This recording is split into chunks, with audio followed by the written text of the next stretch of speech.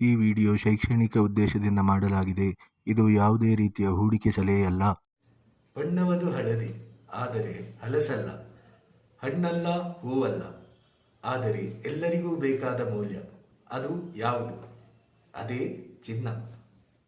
ಈ ವಿಡಿಯೋದಲ್ಲಿ ನಿಮಗೆ 3 ಪ್ರಶ್ನೆಗಳಿಗೆ ನಾವು ಉತ್ತರವನ್ನು ಸಂಶೋಧನೆಯ ಮೂಲಕ ತಿಳಿಸುತ್ತೇವೆ. ಮೊದಲನೆಯ ಪ್ರಶ್ನೆ, ನೀವು ಈ ಸಮಯದಲ್ಲಿ ಚಿನ್ನವನ್ನು ಖರೀದಿಸಬೇಕಾ? ಎರಡನೇದು, ನೀವು ಚಿನ್ನದ ಬೆಲೆ ಕುಸಿಯಲು ಕಾಯಬೇಕಾ?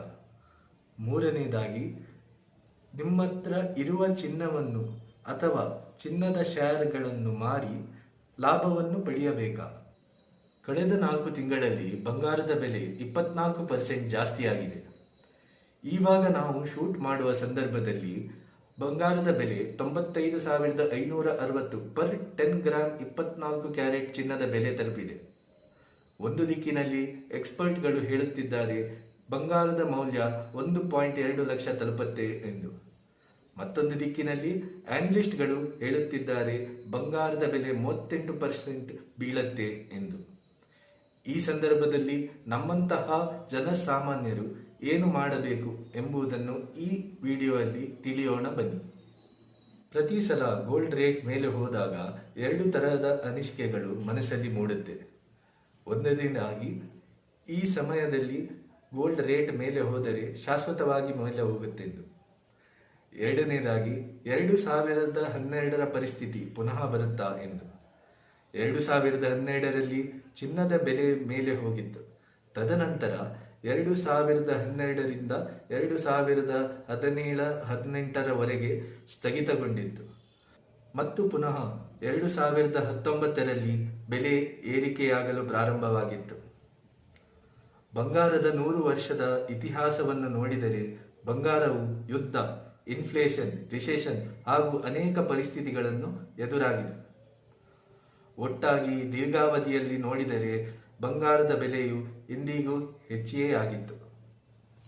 ಇವತ್ತು 2025. ಇವತ್ತಿನ ಪರಿಸ್ಥಿತಿ ಏನೆಂದು ತಿಳಿಯೋಣ ಬನ್ನಿ. ಬಂಗಾರದ ರೇಟ್ ಜಾಸ್ತಿ ಆಗಲು ಕಾರಣ ಇವುಗಳಾಗಿದೆ: US ಚೈನಾ ಟ್ಯಾರಿಫ್ ವಾರ್, ಸುಂಕದ ಯುದ್ಧ, ರಷ್ಯಾ ಯುಕ್ರೇನ್ ಹಾಗೂ ಇಸ್ರೇಲ್ ಮಿಡಲ್ ಈಸ್ಟ್ ಯುದ್ಧ, US ಕರೆನ್ಸಿ ಏರಿಳಿತ. ಈ ಸಂದರ್ಭದಲ್ಲಿ ಜನರಿಗೆ ಆಯಾ ದೇಶದ ಗವರ್ಮೆಂಟ್ ಮೇಲೆ ಆಗಿರಲಿ, ಆರ್ಥಿಕತೆಯ ಮೇಲಾಗಿರಲಿ ನಂಬಿಕೆ ಕಡಿಮೆಯಾಗಿ ಅವರು ಬಂಗಾರದ ಖರೀದಿಯನ್ನು ಮಾಡಿ ತಮ್ಮ ಸಂಪತ್ತನ್ನು ಸುರಕ್ಷಿತವಾಗಿಡಲು ಪ್ರಯತ್ನ ಮಾಡುತ್ತಾರೆ. ಅಂತಾರಾಷ್ಟ್ರೀಯ ಸುದ್ದಿಗಳನ್ನು ನಾವು ಈವಾಗಲೇ ಮಾತಾಡಿದ್ದಾಯಿತು. ಇವಾಗ ನಮ್ಮ ದೇಶದಲ್ಲಿ ಏನು ನಡೆಯುತ್ತಿದೆ ನೋಡೋಣ ಬನ್ನಿ. ಭಾರತೀಯರಿಗೂ ಕೂಡ ಅವರ ಮನಸ್ಸಿನಲ್ಲಿ ಯಾವಾಗ ಕಷ್ಟದ ಸಮಯ ಬರುತ್ತೋ ಆವಾಗ ಬಂಗಾರ ಯಾವತ್ತೂ ಸಹಾಯ ಮಾಡುತ್ತೆ ಎಂಬ ನಂಬಿಕೆ ಯಾವತ್ತೂ ಇದೆ. ಕಳೆದ 4 ವರ್ಷಗಳಲ್ಲಿ ಭಾರತೀಯರು ಗೋಲ್ಡ್ ಜ್ಯುವೆಲರಿಗಿಂತ ಜಾಸ್ತಿ ಗೋಲ್ಡ್ ಶೇರ್ ಮತ್ತು ETF ಅಲ್ಲಿ ತಮ್ಮ ಇನ್ವೆಸ್ಟ್ಮೆಂಟ್ ಅನ್ನು ಮಾಡಿದ್ದಾರೆ. ಶೇರ್ ಮಾರ್ಕೆಟ್ ಅಲ್ಲಿ ಒಂದು ಕಿವಿ ಮಾತಿದೆ, ಮಾರ್ಕೆಟ್ ಬಿದ್ದಾಗ ಗೋಲ್ಡ್ ಬೆಲೆಯು ಮೇಲೆ ಹೋಗುತ್ತೆ ಎಂದು. ಹಾಗೆ ಮಾರ್ಕೆಟ್ ಏರಿದಾಗ ಗೋಲ್ಡ್ ಬೆಲೆ ಕಡಿಮೆ ಆಗುತ್ತೆ ಎಂದು. ಇದು ಯಾವತ್ತೂ ಸತ್ಯವಲ್ಲ. 2008ರಿಂದ 2024ರ ಮಾಹಿತಿಯನ್ನು ನಾವು ನೋಡಿದರೆ ಕೆಲವು ವರ್ಷಗಳಲ್ಲಿ ಮಾತ್ರ ಈಕ್ವಿಟಿ ಬಿದ್ದಾಗ ಗೋಲ್ಡ್ ರೇಟ್ ಏರಿಕೆ ಆಗಿದೆ. ಹೆಚ್ಚಿನ ವರ್ಷಗಳಲ್ಲಿ ಈ ಫಾರ್ಮುಲಾ ಸರಿ ಹೋಗಿಲ್ಲ. 1980ರಿಂದ 1089, 1096ರಿಂದ 2002 ಹಾಗೂ 2012ರಿಂದ 2019ರಲ್ಲಿ 0% ರಿಟರ್ನ್ಸ್ ಅನ್ನು ನೀಡಿದೆ ಚಿನ್ನ. ಹಾಗೂ 2004ರಿಂದ 2011, 2016ರಿಂದ 2024 ಈ ಅವಧಿಯಲ್ಲಿ ಚೆನ್ನಾಗಿ ರಿಟರ್ನ್ಸ್ ನೀಡಿದೆ ಚಿನ್ನ. ನಾವು ನೋಡಿದ ಸಂಖ್ಯಾ ಮಾಹಿತಿ ಪ್ರಕಾರ ಯಾವುದೇ ಆಸ್ತಿ ವರ್ಗದ ಬೆಲೆಯು ಶಾಶ್ವತವಾಗಿ ಏರಿಕೆಯಾಗುವುದಿಲ್ಲ ಎಂದು ನಮಗೆ ತಿಳಿದು ಬರುತ್ತದೆ. ಇವಾಗ ನಾವು ಪ್ರಶ್ನೆಗಳಿಗೆ ಹೋಗೋಣ ಬನ್ನಿ. ಈ ಸಮಯದಲ್ಲಿ ನೀವು ಬಂಗಾರವನ್ನು ಖರೀದಿಸಬೇಕಾ?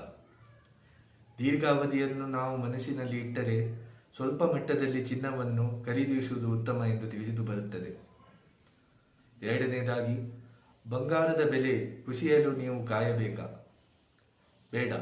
ನಮಗೆ ಗೊತ್ತಿಲ್ಲ ಯಾವಾಗ ಬಂಗಾರದ ಬೆಲೆ ಕುಸಿಯುತ್ತೆ ಎಂದು. ಆದುದರಿಂದ ಸ್ವಲ್ಪ ಮಟ್ಟಿನಲ್ಲಿ ಬಂಗಾರವನ್ನು ಹೂಡಿಕೆ ಮಾಡುವುದು ಒಳ್ಳೆಯದು ಎಂದೆನಿಸುತ್ತದೆ. ಮೂರನೇದಾಗಿ, ಬಂಗಾರ ಅಥವಾ ಬಂಗಾರದ ಶೇರನ್ನು ಮಾರಿ ಲಾಭ ಪಡಿಬೇಕಾ? ಬೇಡ. ನಿಮ್ಮ ಇನ್ವೆಸ್ಟ್ಮೆಂಟನ್ನು ಯಾವತ್ತೂ ಎಲ್ಲ ತರಹದ ಆಸ್ತಿ ವರ್ಗದಲ್ಲಿ ಇನ್ವೆಸ್ಟ್ ಮಾಡಿರುವುದು ಉತ್ತಮ.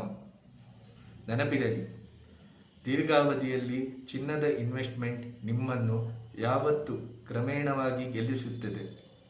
ಪ್ರಿಯ ವೀಕ್ಷಕರೇ, ಚಿನ್ನ ನಿಜವಾಗಿಯೂ ಮೌಲ್ಯವಿರುವುದು, ಆದರೆ ಮನುಷ್ಯನ ಮೌಲ್ಯ ನೀತಿಯಲ್ಲಿದೆ ಎಂದು ಹೇಳುತ್ತಾ ಮುಂದಿನ ವಿಭಾಗದಲ್ಲಿ ಸಿಗೋಣ. ಧನ್ಯವಾದಗಳು.